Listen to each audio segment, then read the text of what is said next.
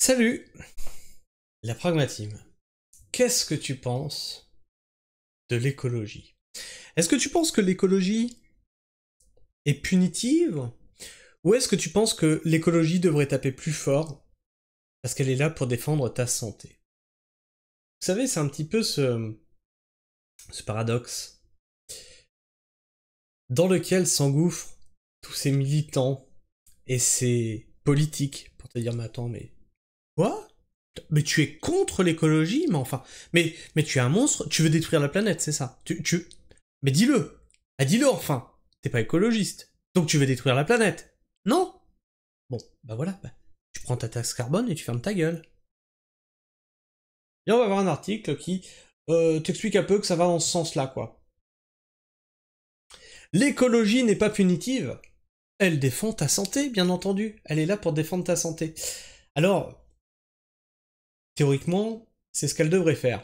Sauf que je suis désolé, toutes les actions que vous mettez en place, c'est l'inverse de l'écologie en fait. Vous nous mettez des éoliennes, vous nous mettez des panneaux solaires, vous nous mettez des trucs qui ne fonctionnent pas. Pour faire ça, vous rasez des forêts, vous bétonnez... Non, bah si, tu bétonnes. Il y a 1500 tonnes par éolienne de béton coulé au pied. 1500 tonnes. Pour un truc avec des batteries lithium énormes, des pales non dégradables, hein, puisque c'est fait en résine, hein, et tout ça, ça s'effrite, ça tue des oiseaux, ça pollue les sols. Mais l'écologie, c'est pour ta santé, bien entendu. Pourquoi ne pas faire de la santé un mot de ralliement des prochaines mobilisations écologiques, plaident les auteurs de cette tribune? Pas de souci. La santé, elle commence par ce que tu as dans ton assiette, donc va acheter à ton producteur local. Voilà, tu vois, ça c'est une action du quotidien que tu peux faire. T'es écologiste? Bah, va acheter à ton producteur local. Plutôt que de te coller la main là et empêcher les gens d'aller bosser. Un bon moyen de déjouer la politique punitive qui tente de discréditer l'écologie. Le bureau de redirection écologique Sinon Virgule, qui publie ces jours-ci une étude sur l'approche One Health, et de nombreux acteurs engagés de la société civile, retrouvez la liste ici, ont signé cette tribune. La santé est une dimension particulièrement importante de la vie en société, comme en témoignent les plaintes qui se sont multipliées ces dernières années contre l'État pour contamination des eaux et des sols par les pesticides ou non-respect des seuils européens de pollution de l'air. Alors, je vous invite à aller voir la vidéo, on va la retrouver, cette vidéo sur les écologistes justement qui ont pollué au glyphosate les cours d'eau. Alors, attends, bouge pas. Bouge pas, on va aller, tac, dans mon contenu. On va faire, tiens, glyphosate. Tiens, c'est là.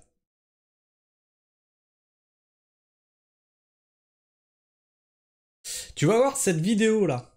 Glyphosate, les écolos polluent leurs rivières, tu peux la chercher avec ce titre-là. Le glyphosate dans les rivières ne vient pas de l'agriculture. Voilà. Ça vient d'où? Bah ça vient de la lessive, ça vient des détergents, ça vient de tout ce qui sert à briquer vos maisons. Et donc, certainement, utilisé par nos amis qui se revendiquent écolos.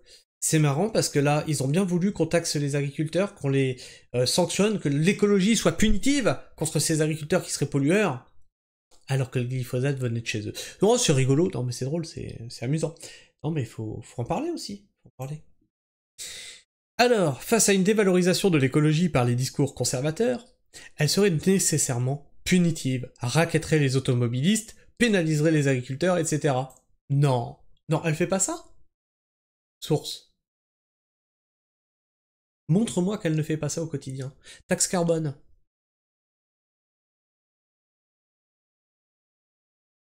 Ne pourrait-il pas être judicieux pour les militants, associations et partis progressistes?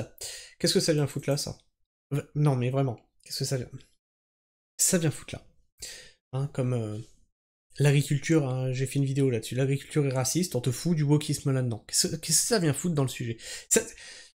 Pourquoi il y a des mots qui n'ont rien à voir avec le sujet qui pop comme ça? Donc pour les partis progressistes, de faire de la santé le nouveau mot de ralliement populaire de l'écologie et de la justice sociale. Voilà. Donc après, qu'on ait transformé de l'agriculture en souveraineté alimentaire, on va nous dire que l'écologie c'est la santé. Voilà. On est dans du George Orwell. La guerre c'est la paix.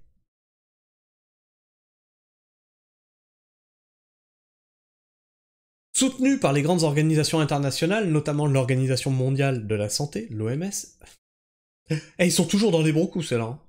On se rappelle d'eux, hein. On se rappelle d'eux encore. Hein, le Voldemort, le truc, le virus dont on n'a plus le droit de dire le nom, là, sinon on se fait sauter la vidéo. Et le programme des Nations Unies pour l'environnement, l'approche One Health, une seule santé, s'attache à... attends, le programme des Nations Unies, il y aurait pas du Bill Gates là-dessous? Voyez comment que tout se télescope. L'OMS, le programme des Nations Unies, l'écologie en France. Voyez comment que ça se télescope. C'est dingue ça, qui aurait pu prévoir, qui aurait pu prédire. Depuis le temps que je dis que le parti EELV, hein, les fameux Verts, les écologistes, le premier parti écologiste français, travaille pour ceux qu'ils sont censés dénoncer. S'attache à promouvoir une idée simple, la santé humaine est intimement liée à celle des milieux naturels et des espèces animales, végétales, microbiennes qui les habitent. Alors là, encore une fois, je suis tout à fait d'accord avec toi, c'est pour ça qu'il faut venir acheter tes légumes chez moi. Eh oui, parce que moi je favorise tout ça, donc je favorise la biodiversité, et je favorise ta santé, tu verras, tu auras des légumes qui auront du goût. Quoi, tu peux pas, t'es trop loin, t'es à Paris, ah je te comprends. Et bien pour ça, il y a une cagnotte Mimosa, tu peux me soutenir. Ou un Tipeee, tu vois. Un Tipeee, tu peux soutenir. Tipeee, voilà. Tu mets 5 balles, et puis voilà, puis t'as fait ton bon geste pour la planète. Nous sommes malades parce que l'environnement est malade. En effet, les liens entre dégradation écologique et dégradation de notre santé sont nombreux et dorénavant largement démontrés. La croissance des maladies chroniques, cancer, diabète, asthme, troubles du comportement, infertilité est désormais indissociable des pollutions en tout genre. Les décès et difficultés de santé en été du réchauffement climatique, les nouvelles maladies infectieuses telles que la grippe aviaire et la déforestation et du rapprochement induit entre espèces sauvages et activités humaines. Pardon, qui écrit ça? Où vis-tu? Dans une ville? Non? Elle est faite comment ta ville? De verdure? Ou remplie de béton?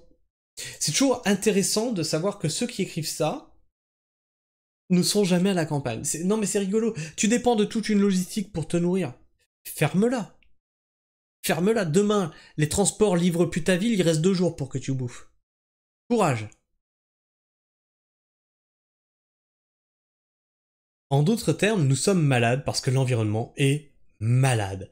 Et c'est bien parce qu'elle fait ce lien entre phénomènes écologiques globaux, parfois difficiles d'accès, et des préoccupations plus quotidiennes et immédiates, que la santé peut aujourd'hui devenir le socle d'un nouveau discours mobilisateur qui pourrait rebattre les cartes. Voilà.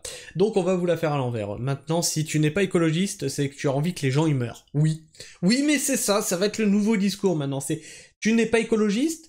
Alors avant c'était tu veux tuer la planète, maintenant ça va être mais attends mais t'es le nouveau, enfin tu sais le nouveau bruit de botte, tout ça. Facho. Oh, il veut tuer des gens, il est fou lui. Ah oui non mais sois écologiste quoi, tu vas pas tuer des gens.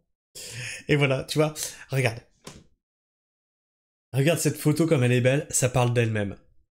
Alors ça parle d'elle-même, on te dit ouais mais tu te rends compte l'écologie, quand même, c'est la santé.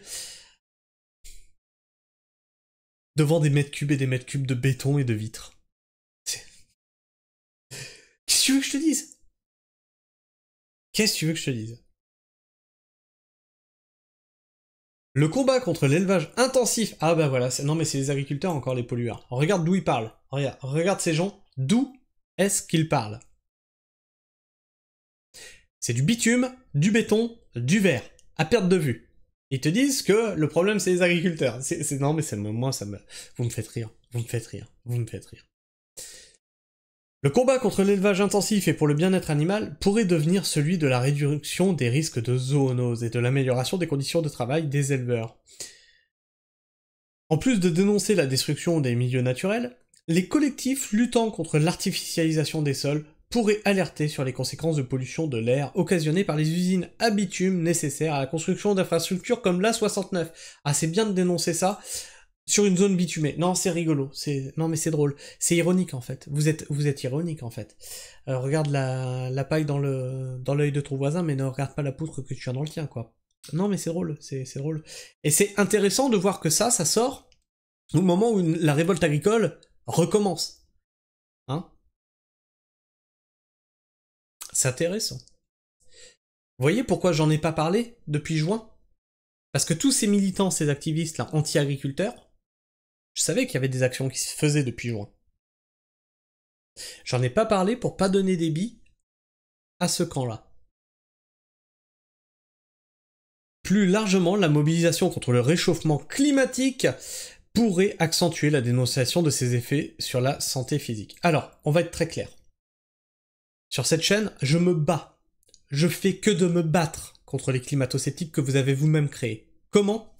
Par ça. Voilà. En faisant des actions systématiquement débiles, en prenant des mesures systématiquement débiles, en disant des choses systématiquement débiles comme on a de la sécheresse même dans les océans. En Espagne, il fait 60 degrés sur la route. Ils ont pas dit sur la route. À la base, c'est il fait 60 degrés. On a dit oui. Sur le bitume, madame. C'était Sandrine Rousseau. Et c'est systématiquement des conneries comme ça. Et ensuite, il dit ouais, vous voyez qu'on doit continuer le combat parce qu'il y a des climato-sceptiques. Vous dites des trucs débiles. Forcément que les gens ils réagissent en se disant mais en fait, il n'y a pas de changement climatique. Enfin, ils nous prennent pour des cons.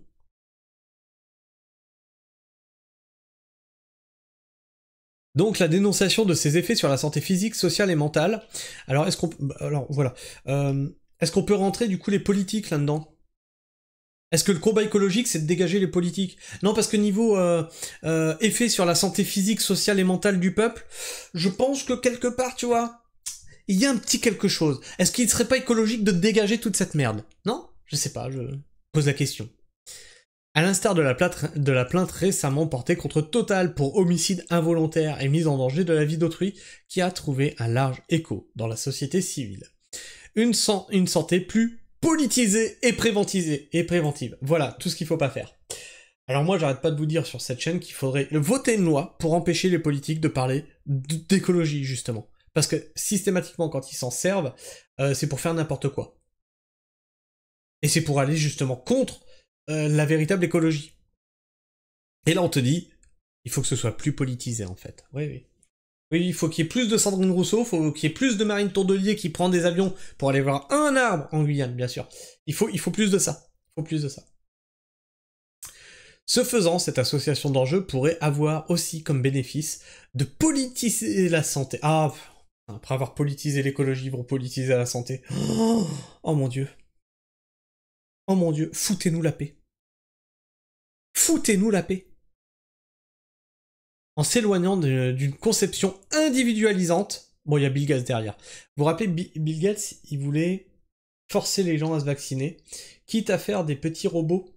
Il en avait parlé de ça. Des petits robots gérés par IA qui viendraient t'injecter le vaccin où que tu sois.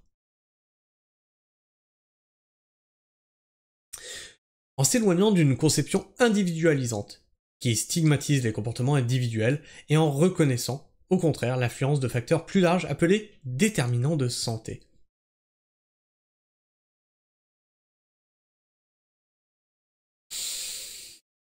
Je vous laisse imaginer vers quel genre de dictature ça peut mener, ça.